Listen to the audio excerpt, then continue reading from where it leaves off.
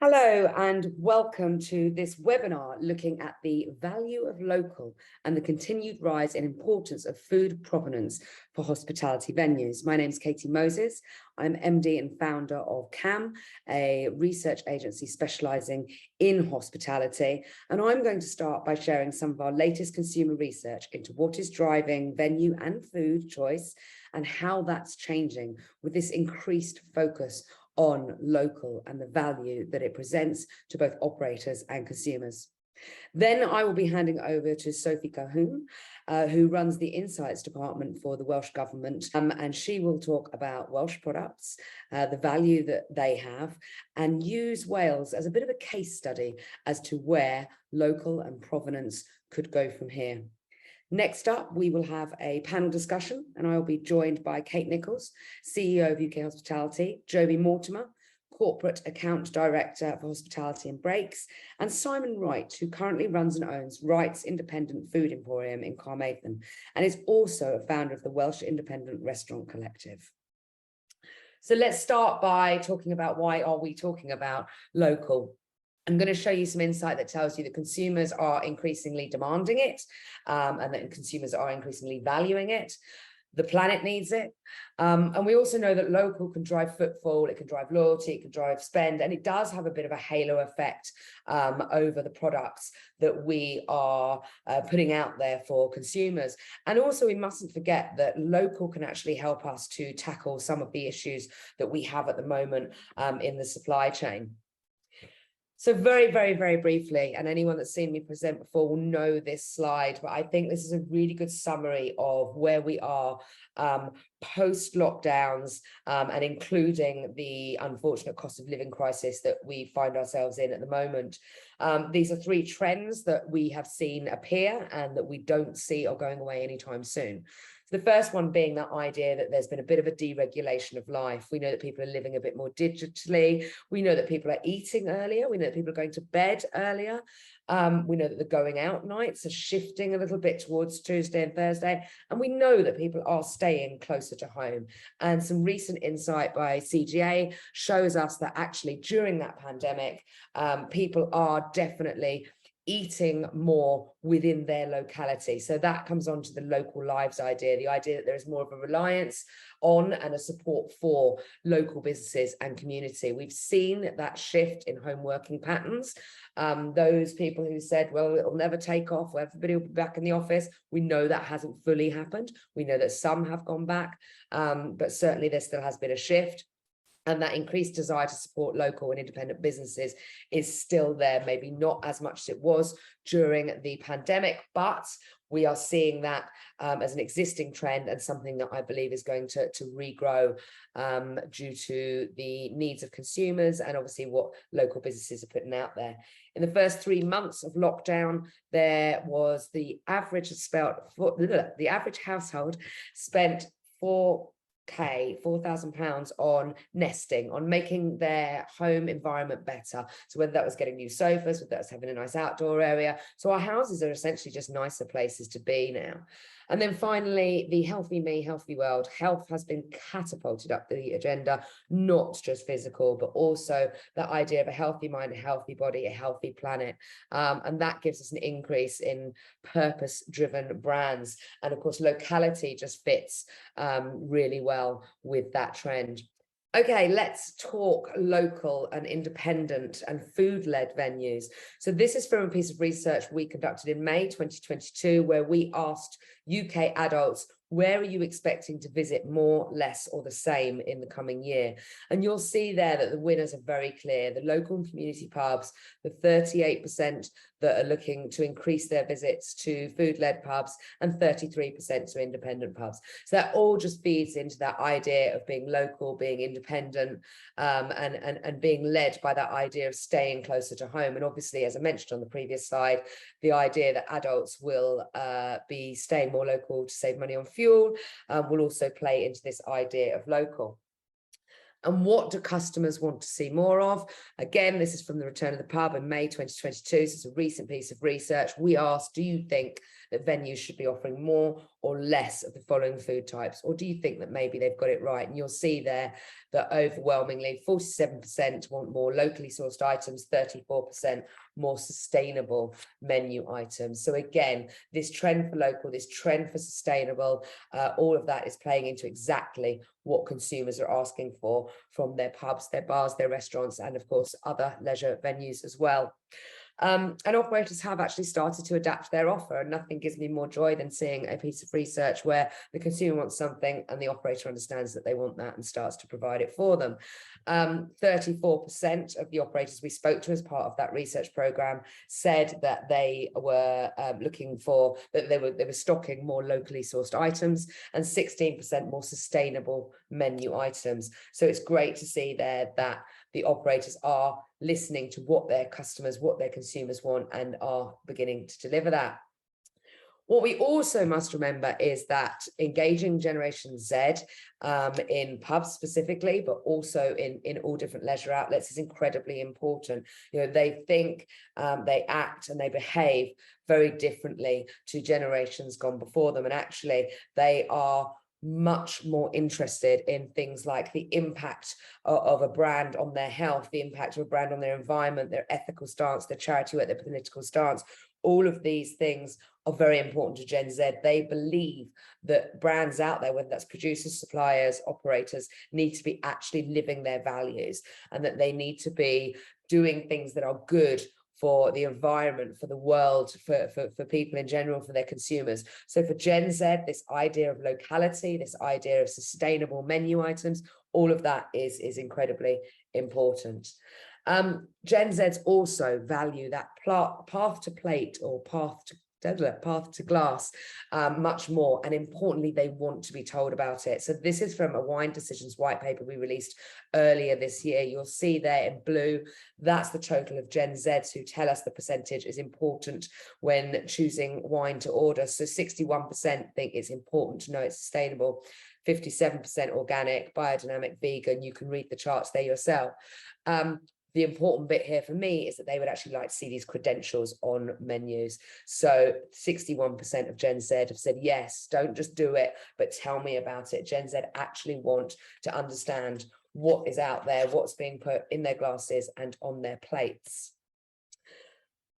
Coming onto the food menu then, that is an incredibly important part of selling locality and sustainability and provenance to consumers.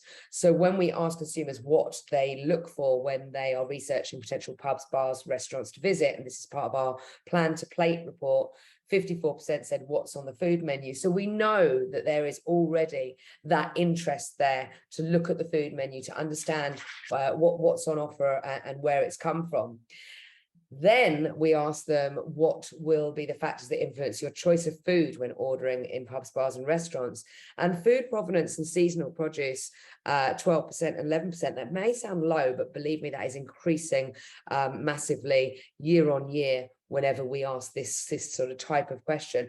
And you've got descriptions on the menu there at 33%. So we really do need to make sure that we are shouting about local and about provenance and about sustainability, because it really does have an effect on the choices that people are making when they come into our venues. And you can see here the top 10 points that if we flagged against dishes on a menu, so what are the top 10 things that if we said that this dish does X, Y, and Z, what would encourage customers to order? Labeled as locally sourced comes fourth there. Special offer, we would always expect that to be there.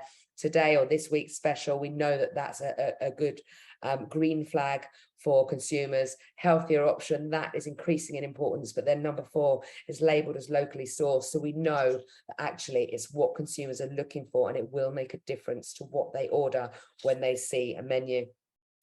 We also know that we can actually upsell and upgrade through locality. We know that 44% of customers that we spoke to as part of our Return of the Pub program said, yes, staff had tried to upsell to us, and 55% of customers said the staff upsell worked. So it's really important here to think about are we engaging and encouraging staff members, team members to upsell through Locality? Do you know that this is a local product? Do you know that this has come from a local farm? Do you know that this has a provenance that we can trace right back, farm to fork situation? We know that that is going to help consumers, customers to make a choice.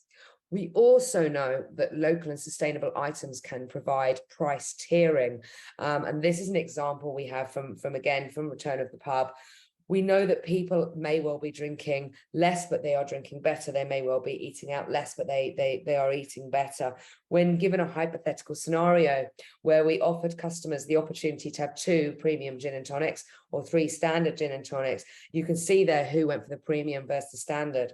And if we use the idea that local, sustainable provenance adds value to the products that we're selling, then we know that in the case of a premium versus standard, that the preference is probably going to be towards that 2 premium gin and tonics, especially there for the older generation. And of course, we've already captured the younger generation, the Gen Zs, by talking about provenance and talking about local, which is already very important to them.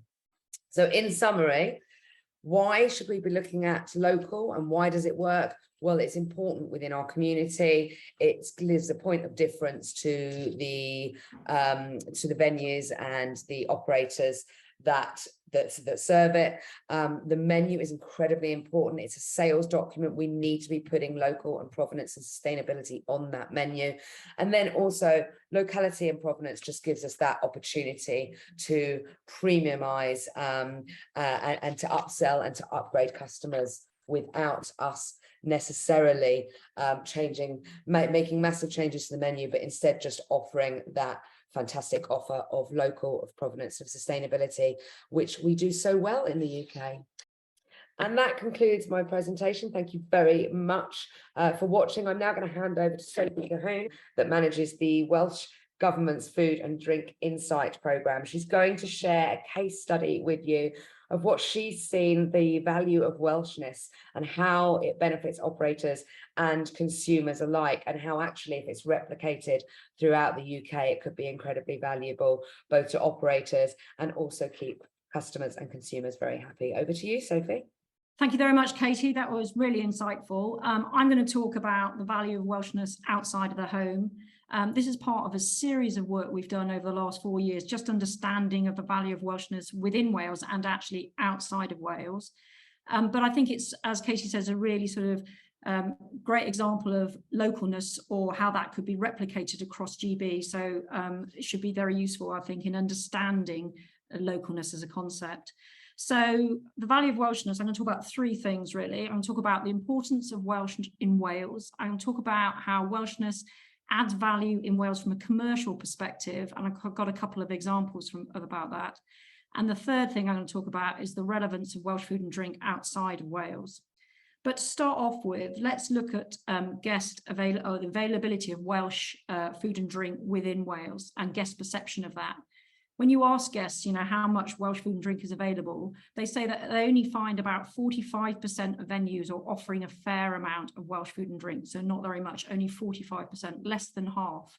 And even if you look at restaurants and gastropubs, it's still about half, which still seems not very much in my view. And then if you ask guests whether they think that's important to offer Welsh food and drink, then 9 out of 10 guests say it's important that venues offer a good range of dishes with Welsh ingredients. 8 out of 10 guests think it's important that venues have a good range of Welsh drinks. And then when we asked in our business survey, how important do businesses think that Welsh food and drink should be made available, only 2/3 of them said that it was actually important. For me, this is really quite important, because it shows what I call the guest need gap, the difference between what guests want to have and potentially what businesses are providing. And there's a significant guest need gap between what guests would like and what businesses are providing. And the second thing I suppose that's quite interesting is, why do people think it's important? Why do people think it's important that Welsh ingredients and used in dishes and Welsh drinks are sold? And if you ask guests, then in Wales, it's all about 3 things. They talk about local, supporting the economy, supporting farmer. They talk about freshness. They think local is freshness, or Welsh in this case is fresher. And they also talk about it being better for the environment, closer to where it's produced, so shorter supply chains. If you ask visitors who come to Wales what the three most important things about having Welsh on the range is, again, they talk about supporting the local economy because they just want to do that. They also talk about freshness. But the thing that really struck me is this whole thing about experience. They say it enhances my experience. And as we know in hospitality, experience is really everything. It drives trial and loyalty and everything else that goes with it. So adding Welshness, or in this case, or maybe localness across GB, really can add to the experience for the guest and makes a significant difference. And then, of course, you ask them, would you like more Welsh? Then 80% say, yes, please. What about the commercial benefits? Well, you ask people whether or not they'll pay more for Welsh in Wales, and 50% said they'll pay more for a Welsh dish. And 4 out of 10 will say they pay more for a Welsh drink. And what I think is important about this is it's not about the whole range, it's about offering a choice. It's about offering guests a choice when they come into venue so that you can potentially drive trade up. And there's a premiumisation opportunity here for people to spend a little bit more for something that's a bit more special, a bit better, a bit like when Katie was describing the gin and tonic research that they've done with KAM. And then I suppose the big thing other big sort of gap that I think is here is the whole thing about promotion. So if you ask people, should you be promoting Welshness in venue or wherever, 9 out of 10 people say yes. If you're doing Welsh, tell us about it. Tell us about the Welshness that you're doing. And if you ask guests whether they've seen any, 7 out of 10 say they've seen some. 44% of businesses claim to highlight any Welsh. And when we did a survey of 70 different outlets across Wales, top TripAdvisor outlets across Wales, only 14%, 1 in 7, actually advertised Welsh food and drink on the menu. And that for me, and we already talked about this, 54% of people look at the menu as a way of seeing where their advertisements are and where they're understanding what's there. And yet we're really not telling them about it. So there's a massive promotion gap here, in the same way that there is potentially a range gap as well. And the last thing that I think is really interesting from a commercial perspective is, does it drive trial and loyalty? And from, if you ask guests, are you more likely to visit if there's a decent Welsh range? And 3/4 of guests say, yes, actually, it's a real driver for me to come and try the outlet, a real great way of driving trial. And if you ask guests, if there's no Welsh range, are you less likely to visit? 1/4 of guests say yes. So is there a loyalty effect here? So if you're not stocking Welsh in Wales, potentially over time, are you going to lose loyalty? One of the things I want to share with you briefly is a piece from retail. And the reason I've shown retail is because it's really clear on the numbers and really clear in terms of the commercial benefit. And the example I want to share with you is Asda. Whilst the photograph is terrible, and I apologise for that, it just shows Peter's Pies, which is a pretty well-known brand in Wales of pies and savoury pastry. You can see it's got 2 whole mods, as they're called, 2 whole stacks of shelves of just Peter's Pies in Asda stores across Wales. And the chart on the right shows the commercial benefit. So if you look on the right-hand side, you can see that Asda Wales massively overtrades on their performance in all the pie category, pies and picnics, versus in GB, they actually undertrade versus their fair share. So what it really shows is that by giving in this case, shoppers intent to buy Welshness, putting in the right environment changes shopper behaviour, and that actually generates additional commercial sales, from this case for Asda. And then the same case, we can look at the same thing for this case, Brecon Carrig, which is a water brand in Wales, in Tesco. Again, you can see large amounts of the fixture donated to Brecon Carrig. And yet again, in Tesco, they overtrade in water in Wales versus the overtrade in GB. They're doing significantly better. And the result of this, it just shows that if you do get, in this case, localness right, and you support it with the environment and promotions, actually it can lead to additional sales for whoever does that well. So I've talked about Welshness in Wales. What about the relevance of Welshness outside of Wales? And I think the first thing to think about is Wales as a sort of a hospitality destination, if you like, or a visitor destination. It's actually as big as the West Country, as big as Scotland, or even slightly bigger than both those destinations in terms of places that people like to go on holiday. And in fact, something like 8.4 million people went to Wales on holiday in 2019. And if you ask people who travel to Wales or visitors who go to Wales what they understand about Welshness, and for English guests specifically, they talk about naturalness and freshness being at the heart of what Welshness is about. And they talk about things like sheep, green hills, small farms, rural, not built up, beaches, mountains, windy roads, villages and towns, wet rain, lots of rain. That's why it's so green. And of course, the number one association is lamb. And they talk about it being unspoiled, rural, human scale, artisan, not mega commercial. And then, of course, they talk about their holiday happiness. They talk about the fact that they've had lovely holidays there with their families and friends. And we know that these visitors are more likely to be ABC1 profile, by the way. And a quarter of them feel partly Welsh. They've got family in Wales, they were brought up in Wales, they went to school in Wales, any of those things. And as a result of that, Wales feels more emotionally close, more local than, say, Scotland or Ireland. And as a result of that, a lot of the brand values that then get built around Welshness can be translated out. And again, I've got one more example. And again, it's easy to show because the data is easily purchased. The example I want to share with you is M&S. M&S launched in season lamb in 2020. They launched West Country at the very beginning of the year, then they launched Welsh lamb across 20 weeks across the summer, and then they finished the year with Scottish lamb. And they did it really well. They put great in-store signage, great promotions. And the result of this change in terms of dialing up provenance, talking about localness, meant that M&S sales grew by 36% versus the market at -7%. So massive growth in proportion to the market just by using localness and provenance, and in this case Welsh, to really drive sales. So I just want to finish with really 4 key points. One is, in Wales, guests believe that stocking Welsh is really important, but there is a business perception gap, and there is a real need gap that we feel that can be addressed. The second thing is actually localness or Welshness can really give premiumisation opportunities, because quite a lot of guests will actually trade up. And I suppose the third thing is stocking Welshness in Wales really can enhance both trial and loyalty over the long term, because you encourage people to come back and back. And finally, Welsh provenance in England, and for many guests, really can add value because it's felt as artisan, local, and relatively close for many people in England. Thank you very much. I'm now going to pass back to Katie now. Thank you very much, Sophie. That was fantastic. It was really great to understand a little bit more about the value of local, and always good to have a case study in there. Now, if you could please welcome my wonderful panelists. I've got Kate Nicholls, who probably needs no introduction, the CEO of UK Hospitality, Joby Mortimer, who's the Corporate Account Director for Hospitality for Breaks, and Simon Wright, who currently owns and runs Wright's Independent Food Emporium and is also a founder of the WIRC. So welcome everybody to talk about the value of local.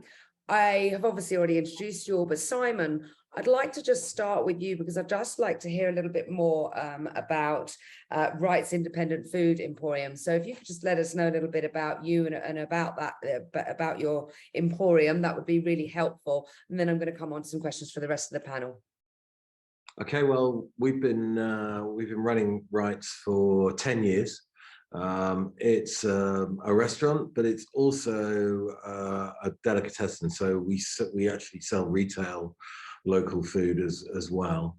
I've run restaurants in the same area for 35 years, and local produce has always been at the center of what we've done. So it's as important, if not more important now than it's ever been. Brilliant. Thank you very much. Now, that was a great presentation from Sophie on the growing demand for Welsh products. Obviously, that can be sort of picked up and put at any particular locality within the UK, and that idea that there's a growing demand for it. What personally resonates with you? Let's start with Joby, with regards to that idea of sort of Welsh and Welsh food and Welsh products, and also, are there any other areas of the UK that you feel a particular affinity towards the sort of locality idea? Yeah, so I think growing up on the border of Wales, whilst I am English when it comes to rugby, I'm definitely very connected to all things Welsh. A number of my friends kind of grew up there. I passed my driving test in Wales, so I think when I see all of the beautiful things that are Welshness, and if you haven't looked, go and look at Simon's website, because you will absolutely be hungry when you look at some of those fantastic images. But you know, I grew up eating Welsh oggies when I went to Glastonbury, drinking Glamorgan Brewing Company's Welsh beer as soon as I hit an age of being able to drink. And like many people, I grew up on a small farm, and we used to keep badger-faced Welsh sheep. So I used to eat Welsh lamb as well. So for me, when I see all of the brilliant Welshness things out there, it absolutely kind of resonates with me. But I am English for the rugby. Fantastic. Kate? That's probably an important distinction to make. Although I have to say the Welsh ladies rugby team is doing the nation proud. I think there are some unique special circumstances around Wales and Welshness. I mean, we are talking about a country, and we tend to talk about regions in the UK when we're talking about food and drink provenance, and it's probably more of a hyper-local issue when you look at England. We don't tend to market English food. Scotland and Wales do it brilliantly. And I do think when you look at Wales, Welshness, and the importance for Welsh customers, domestic and international tourists, it's intrinsically built into the promotion of the Welsh language and the promotion of the Welsh culture. And so I don't think it's necessarily as simple as saying you can take and look at what Wales did and it'll translate over into the West Midlands, the Southeast. You know, I think we are more hyper-local in England. But that said, you know, the Welsh government has put a lot of time, effort and money into some really significant marketing campaigns, particularly around red meat, not just Welsh lamb, but Welsh beef too. And also to link up really cleverly Welsh food and drink and Welsh exports to Welsh hospitality. So they link it to tourism, they make it one and the same. And this has been a decade-long campaign. So Sophie's right, it really translates very well. But I just think those are important caveats. How local is local when you're talking about a whole country? You know, we would be very proud of Buxton Water. It doesn't have the same resonance all the way across England as Brecon Carreg would across Wales, which is seen as Welsh. But there are some areas that we can take that across to. And I think, you know, the other area that the Welsh Government campaign has done around tourism and hospitality is to have a dedicated marketing board that's about eating the landscape and putting it into that context of conservation of the landscape. Again, that translates really well in Cumbria, in North Yorkshire, in Northumberland, but we don't tend to see it depicted as such, partly because it doesn't have the £1 million marketing campaigns behind it that Welsh food and drink has had to have. The final point that I would make is the distinctness that you get in Wales is around a network of SMEs supporting independent businesses. So local in Wales is synonymous with independent, it's synonymous with a local business. And that's an important distinction about the way in which the Welsh food and drink economy works. Yeah, I absolutely agree. And I think that the move towards local, perhaps in some areas of England, has been a lot slower than it has been in Wales because of that particular network. And Simon, you will be obviously very well aware, probably in the middle of that network, I would say. Tell me what you're hearing from consumers. You know, obviously Kate's just, you know, made a very good point that local exists in Wales anyway as a concept, very much so. Have you seen an increase in that concept since the pandemic? And what are your consumers, customers saying to you? Yeah, I think we have. I mean, you know, during the pandemic itself, obviously, you know, it was an interesting situation because we didn't experience the same shortages of supply that some people did, because obviously our relationships with our producers were very close. And so although maybe the fruit and veg producers that we use were finding that there was a wider market for their stuff during the pandemic, they would prioritize us and others who'd been their long-standing customers. So I think that it definitely put a focus on local, and I think it does actually go beyond sort of hospitality and retail, and it's about the wider picture as well. I think there's a little bit of a realization out there amongst the public about the need for food security and the need to actually producing food within the UK for our own consumption. And anyone who knows a little bit about where we stand with that, we're not in a particularly strong position. So I think that's been part of the picture as well, and particularly in Wales, where there is as Kate sort of alluded to, there's a strong element of patriotism involved in this as well, and you don't necessarily get that strength of feeling. So I'm sure it's there in the regions of England. So, and I think that has persisted post-COVID. I mean, there are a number of challenges to it, obviously, in terms of, the pressure on people's purses at the moment, and, the sometimes the fact that there is a premium to pay for local. But I think, again, there's an increasing understanding that, where local is associated with quality, and that's a really important connection to make, because it's not enough for stuff to be Welsh. It has to be Welsh and of quality as well. We can't sell things that are just labelled Welsh because they're Welsh. It wouldn't work, because people would have it once and they won't come back for it again. So, that's an important thing to recognise, and obviously as well, the depth of the base in terms of what's being produced. What is the size of our larder? And that's really important, because we can only sell what's being produced as well. And, there's a lot of challenges to that at the moment. And it's very important to work on that relationship with the public, their understanding of why we're buying local, their inclination to do so, and the reasons for it. Thank you. Joby, building on what Simon has just said, what do you think local means to your customers as customers of Breaks? Yeah, so for us, local is all around the provenance of the product. We quite often have some blurred lines that we have to work through, where people mistake local as buying from a local butcher, for instance, when that meat might actually come from Poland or Argentina, wherever. And actually, it's really important to make sure that you really kind of get down to what someone actually means. And for the consumers, we find it always is about the provenance of the product, where it comes from, the traceability. And that's something for us as a big business. We have to work really hard to make sure we can always provide that, because that's becoming more important for the consumer. We've seen it in the presentations today, and more the next generation of consumers, so the Gen Zs you were talking about, that's what they're expecting. So we need to make sure we educate our customers that when they're talking about buying local, they're understanding it's the provenance of the product, not necessarily where they're buying it from, because the food miles could be massively different between the two. Yeah, absolutely. Kate, we know how important community engagement is within hospitality. Do you think that sort of benefit of local can help hospitality to keep their customers happy and to drive footfall and to drive spend, etc.? Because this isn't just about us all being nice and buying from people that have got a farm down the road. There needs to be a commercial argument for participating in local and provenance. What are your thoughts on that? No, I think it does. And I think it is about what Joby said. It's about transparency and clarity and provenance for the consumer. That's really what you're talking about.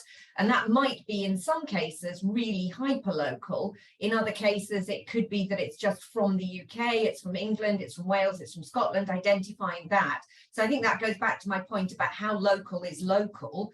Really what the customer is saying is, I'd like to know a little bit more about what the provenance is of this product. And depending on what you are as an operator, that might be very specific and be very detailed about the way it's been reared, where it's been reared, or it might just be that you want that translation across. And look, you talk about being at the heart of communities. The British pub, British beer, local beers are synonymous with this. We've been doing it for hundreds of years. It is about making sure that you've got something that is locally developed and locally produced, and that's about, I mean, the French call it terroir, don't they? I mean, it's that sort of what comes from the landscape and gives it that specific reason, but you have to explain that to a customer.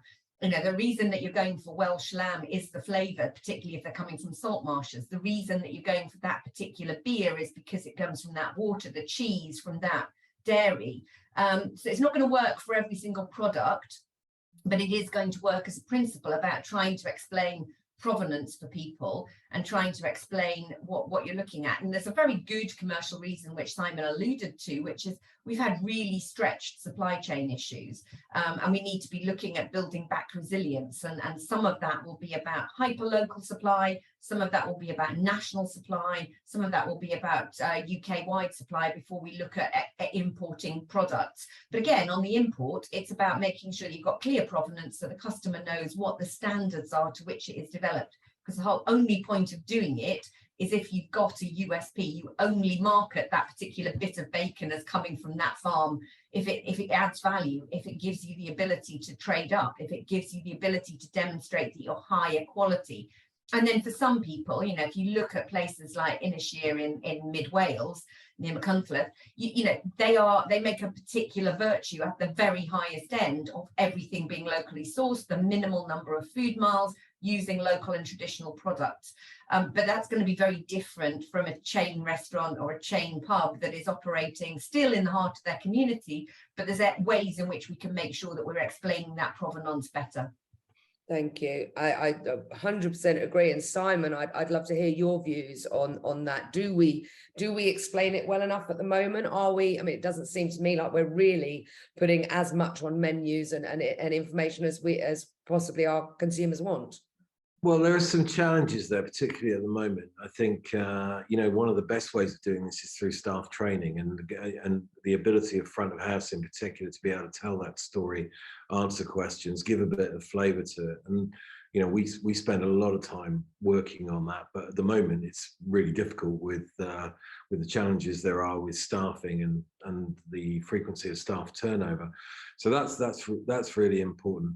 There is a kind of, you know, you've got to find a balance with it as well, because I feel that you can overwhelm the customer with this, particularly on menus, you know, where it's down to the nth degree of where things came from.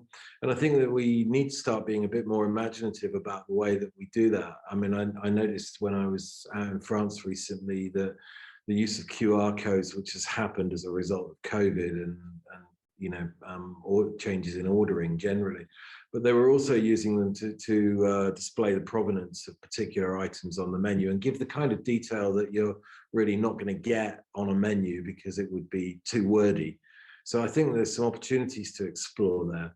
People really do want to make those connections. And I think in this thing of transparency is really important as well, because if you're just saying stuff is from a particular farm or whatever it is, well, a lot of the, you know, large retailers do that, and there's actually there's nothing solid about that. Often those places are just fantasies and fantasy farms. So customers have a certain degree of cynicism as well. So, you know, you have to work to overcome that.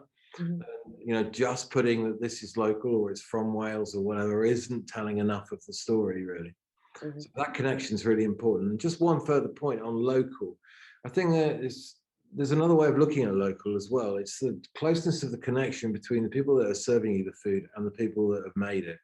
So it might not always be geographically local. I mean, so for instance, the wine that we sell, we import from the producers direct in France, and they're very small, and there's nobody between us and them. Simon, I'm just going to stay with you for a second, because I'd love to hear a little bit about an example of where something that has that local or Welsh flavour to it that has really worked for you. Either maybe you didn't think it would, or it worked way better than you thought it would, or just something that we can sort of almost hang our hats on to say, look, it does work, and here's an example. Well, I think there are some extraordinary examples out there in terms of premium end of the market and premium pricing. So there's one or two gins that we sell, for instance, that really are at the top end price-wise. They're brilliant products. I mean, they're not just about the branding. I mean, they really are at the top end of, you know, of the range as far as their quality is concerned. But I've been amazed by how well some of those sell. I think a lot of that is gifts, you know, people buying it to pass on to other people, and you know, but there's also that thing of being in the area and wanting to try what's in the area. So there are some, yeah, I mean, look, the value of it, I think, is undisputed, and you know, anyone who's not working with it is daft not to. Thank you. And Joby, what about wholesale? Is wholesale keeping up with this leaning towards local idea? Do you think that more needs to be done? Yeah, so I think more needs to be done would be my short answer to the main question. There's a lot of work to be done for wholesale to keep up to speed with it.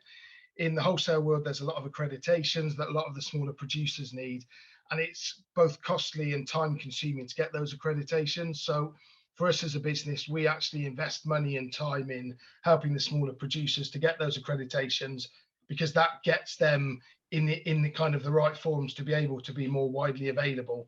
But it is challenging because a lot of the time, as Simon mentioned, you know, a lot of these local products come at a premium, and at a time when the economy is being squeezed, you've got a demand, but sometimes not enough of a demand to be able to list a lot of products and really open up your local proposition. As a business, it's something we're working really hard on. So we launched in Scotland a localization project a few years ago, and we've now got over 300 producers we work with in Scotland. Wales is very much in the infancy of that piece, but as part of our global ownership, we're absolutely on a mission to really drive localization. And something Kate mentioned earlier, and we are getting on board with that, we are looking at localization both in England, Wales, Scotland, to really try and drive that home, because we know that's what the consumers want. We know that's what the customers want. We also suspect, sadly, and Simon talked about menus earlier, there's already enough stuff that we legislated to put on there. We think carbon footprint will end up coming on menus soon. So the more we can do to be ahead of the game and offering kind of lower food miles on our products and having that localization piece, the better placed we'll be to succeed. But there's a lot of work to do. Agreed. And Kate, just coming on from Joby's point about food miles and sustainability, does hospitality have a responsibility to help customers make those choices, and can we? Well, I think Joby's hit the nail on the head that at the moment it is the challenge of survival for many hospitality businesses, rather than having the ability to be able to look ahead and think about these bigger issues and take corporate responsibility. I think the industry did start to. You saw an awful lot of work ahead of COP26. Compass did a massive amount of investment, who were the caterers who were hosting COP26, to show what could be done and how we could nudge customers along the way. I think you do need to be working with the grain of customer sentiment and opinion. And while we're moving into a cost of living squeeze, some of these issues go less to the fore. If you look back a decade when we had the financial crash, or more than a decade, at the time organic was in its infancy, and that was seen as where you needed to go. You have a financial crash and a cost of living squeeze, and customers suddenly are not willing to pay the premium and are more focused on sort of value for money. So I think there's a tension at the moment in looking at these things, but we do need to look ahead to them. Yeah, absolutely. And do you think that the local and traceability, I think traceability for me is, it seems to come massively to the forefront during the horse meat scandal that we had. And I think that was a bit where consumers kind of opened their eyes and thought, hang on, just because something, it says this on the packet doesn't mean it's actually that. So for me, the traceability sort of side of things started then. The interesting thing, which I think all three of you have made the point about, which is that this local, whether it's hyper local or not, is actually a very old school theory. That's actually kind of where food and drink began. Do you think that in the long term that local and traceability are going to continue to be as important? Do you think that, as you say, Kate, because of the cost of living crisis, might drop off the agenda? I don't think it'll drop off the agenda. I think it will remain important because people want to know about provenance. People want to know about where the product is coming and how it's being treated. I think that during a cost of living crisis, the question comes over whether the consumer is willing to pay a premium for that or is willing to sacrifice something in order to get good quality product at a price that they can afford. But I think it will come back round to the fore. And I think as a hospitality sector, it's about trying to find clever ways of managing that. I mean, if you look at what Rockfish has done, for example, you know, very much local provenance, locally sourced fish from the southwest. But then let's invest in a trailer, let's invest in a canning facility, let's get that really good fresh produce into cans and distributed around the UK and have a market for that. Now, to me, that is exactly what Simon was saying. That's local produce, that is primary producers supplying through and getting a network out. That's the kind of thing we should be celebrating as well as being a local provenance. Yeah, absolutely. And of course, with the current, as you say, cost of living crisis, but also the supply chain and actually just looking towards the future of what do we want to feed our kids and our grandkids, you know, knowing where things came from, it is incredibly important. So just to finish off then, Simon, could you tell me a little bit what you see the future for the businesses that you're involved in looking like? You know, what changes do you think we're going to go through short term and long term when it comes to that idea of local and sustainable and provenance and traceability? Well, I think it's very important that we recognize that the economic landscape that we got used to is changing hugely. So actually some of the things that we've been talking about in terms of local being more expensive and organic being more expensive is no longer the case at the moment. So, you know, there are instances during the summer when we're buying tomatoes from a place an hour down the road, which has got, and they're organic and unbelievable quality. We're able to retail them at the same price as mid-priced Tesco's tomatoes, for instance. So that landscape's changing, and it could change an awful lot more because the instability of the global food system, which, you know, means that, you know, imports become less reliable and more expensive. So we shouldn't assume that we're going to be in this environment forever. I look at it optimistically. I want to see businesses like ours and others that are relatively small, but building relationships with suppliers so that you've got, you know, predictable contracts, so that you can negotiate prices in advance, so that you know what sort of stable markets there are for people, so that our producers have those stable markets for their goods. And I think in that there's an awful lot of resilience and strength. And yeah, I mean, I see more Welsh on the Welsh plate as we go forward. Brilliant. Thank you very much. And Joby, what about you? What does the future look like for those sort of 4 areas of focus for breaks and indeed what you see in wholesale in general? Yeah, so we typically look at sort of the US market to influence a lot of our decisions as a business. We've seen a real focus on localization and sustainability in the US. We absolutely think that's going to become really, really prevalent over here. Notwithstanding, we've got a few challenges to get through before that really comes to the fore properly.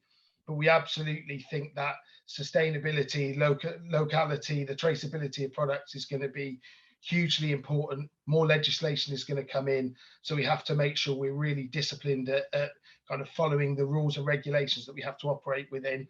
But I think the next generation of consumers, as they're coming through, they have less money to spend, but when they spend, they tend to go out and premiumize, and we have to make sure we deliver that. And I think bringing to the fore the locality, the Welshness of products that's available, and there is a plethora of brilliant brands out there that absolutely can do a fantastic job for people.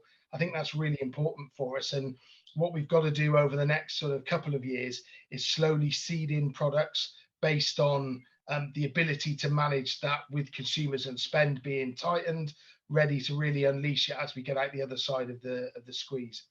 Yeah, absolutely agreed. And Kate, the plate of UKH and yourself is always full, whether it's locally full or not. What are UKH thinking about the future for those sort of 4 areas of sustainability and provenance and locality, etc.? I think all of those are going to be ever more relevant to the new consumers, the younger consumers that we've got coming through. As Joby says, notwithstanding the cost of living squeeze, you're still going to have those principles, and sustainability is going to be really at the heart of what we need to do.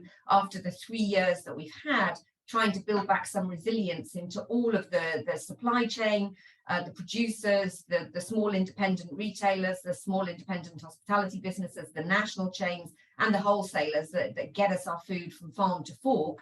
We're going to need to work on building back sustainability across that piece.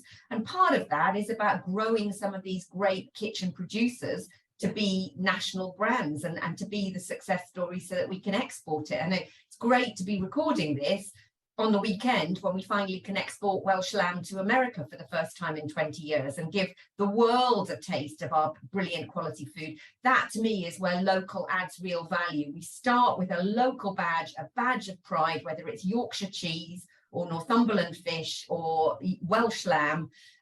She says as one person who's allergic to lamb, but we then take it not just across Marks and Spencer's estate in the UK, we send it to the restaurants in New York and we give them a taste of the best lamb in the world. Absolutely. Thank you very much. And I think that global domination is the perfect place for us to end this webinar on local. Joby, Kate, Simon, thank you so much. It's been a pleasure. And I look forward to eating and drinking some of that amazing local produce that we've been talking about.